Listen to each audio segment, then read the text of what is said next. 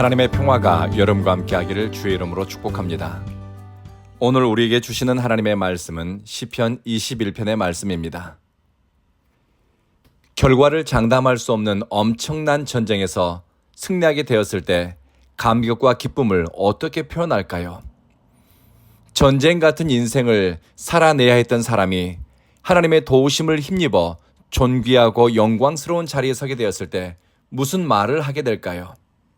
바로 시편 21편의 고백입니다. 시편 20편이 전쟁에 나가기 전에 드리는 기도라면 시편 21편은 전쟁에서 승리한 후에 하나님께 올려드린 기도와 찬송입니다. 한국 전쟁 때 인천 상륙작전을 포함해 많은 전투를 치른 장로님과 대화를 나눌 기회가 있었습니다. 그분은 매일 생사를 장담할 수 없는 전투에 임하면서 매 순간 주님을 의지하고 주님께 도움을 구하고 주님을 찾았다고 합니다. 목숨을 걸어야 하는 전쟁터에서 절박함, 두려움은 하나님을 더욱 간절히 의지하게 했다고 하시더군요. 다윗은 평생 수많은 전쟁을 치른 군인이었습니다. 다윗의 전쟁은 필요에 의해서 혹은 골라가면서 치른 전쟁이 아니었습니다. 대부분 다윗을 압도하는 군사력을 가진 강력한 국가들의 침략 때문에 어쩔 수 없이 치러야 하는 전쟁이었습니다. 다윗의 전쟁은 상황적으로는 불리했고 비교할 수 없는 강력한 대적들과 싸워야 했습니다. 다윗은 도망갈 길을 찾기보다는 기도하면서 용기를 내고 또 기도하면서 두려움을 넘어섰습니다. 시편에서 이렇게 고백하지요. 내 손을 붙잡아 활 쏘는 법을 가르쳐 주세요.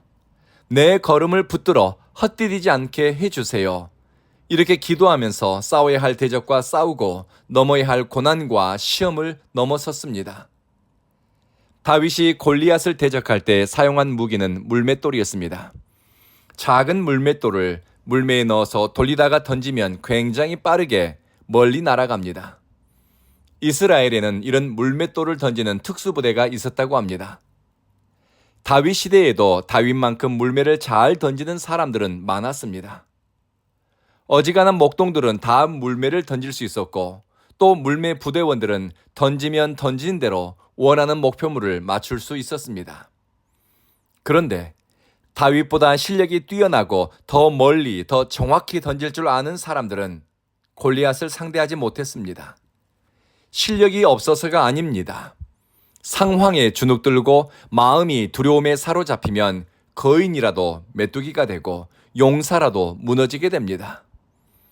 소년 다윗은 전쟁이 하나님께 속했다며 물매를 들고 하나님의 이름으로 골리앗에 맞섰습니다.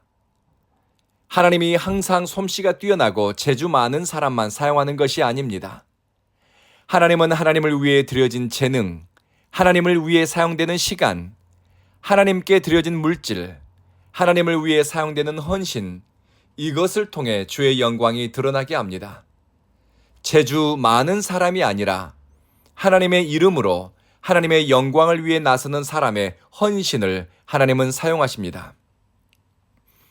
다윗은 자기가 할 수 있는 것보다 더 많은 것들을 행하시고 이루시는 하나님을 10대 때부터 경험했습니다. 다윗과 함께 전쟁을 치른 사람들은 다윗이 하나님과 동행하는 것을 지켜보았습니다. 하나님과 동행한 한 사람 때문에 공동체는 하나님의 구원을, 하나님의 은혜를 경험할 수 있었습니다. 하나님의 구원하심을 경험한 사람들은 이렇게 말합니다. 주님께서 승리를 주심으로 왕이 크게 즐거워합니다. 왕이 소원하는 것들을 주님께서 들으시고 왕이 입술로 청원하는 것들을 주님께서 물리치지 않았습니다. 다윗의 삶을 들여다볼수록 그는 기도 응답으로 살았고 하나님의 은혜로 산 것을 발견하게 됩니다. 다윗이 전쟁에서 승리하고 돌아오자 백성들은 승리를 주신 하나님께 영광을 올려드립니다. 구하는 대로 응답한 하나님께 영광을 올려드립니다. 보통은 전쟁에서 승리한 왕에게 박수를 보내고 왕의 권위를 높이 세우지만 이스라엘은 다윗이 아니라 하나님께 영광을 돌립니다. 그리고 기뻐하며 즐거워할 것입니다 라는 구절이 있는데요. 여기서 미래 완료 시제가 사용됐습니다. 하나님의 구원을 이미 경험했지만 앞으로도 구원하시는 하나님의 능력이 계속해서 이어질 것이라는 신앙 고백입니다. 이미 우리가 얻은 승리가 하나님의 도우심 때문이고 앞으로 치러야 할 싸움, 넘어서야 할 문제들을 하나님의 능력으로 넘어서기를 바라고 기대한다는 신앙 고백이 담겨 있습니다. 어떤 상황과 조건이든 열악한 상황에서도 하나님으로부터 오는 승리가 보장되었다는 믿음의 고백입니다. 믿음의 선포입니다.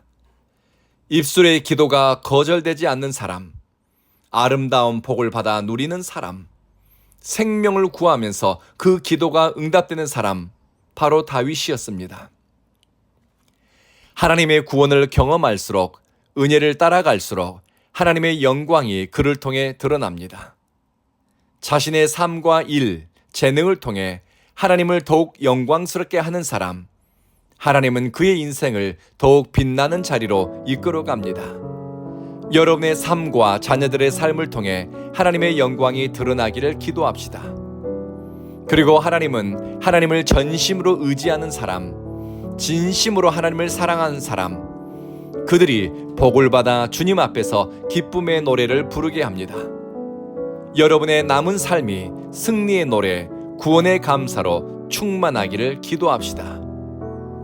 그리고 여러분의 입술의 기도가 마음의 소원이 부르짖는 대로, 마음에 품는 대로 응답되어지며 아름다운 복을 받아 누리면서 생명을 풍성하게 하는 축복의 통로가 되기를 이 아침 주님께 기도합시다.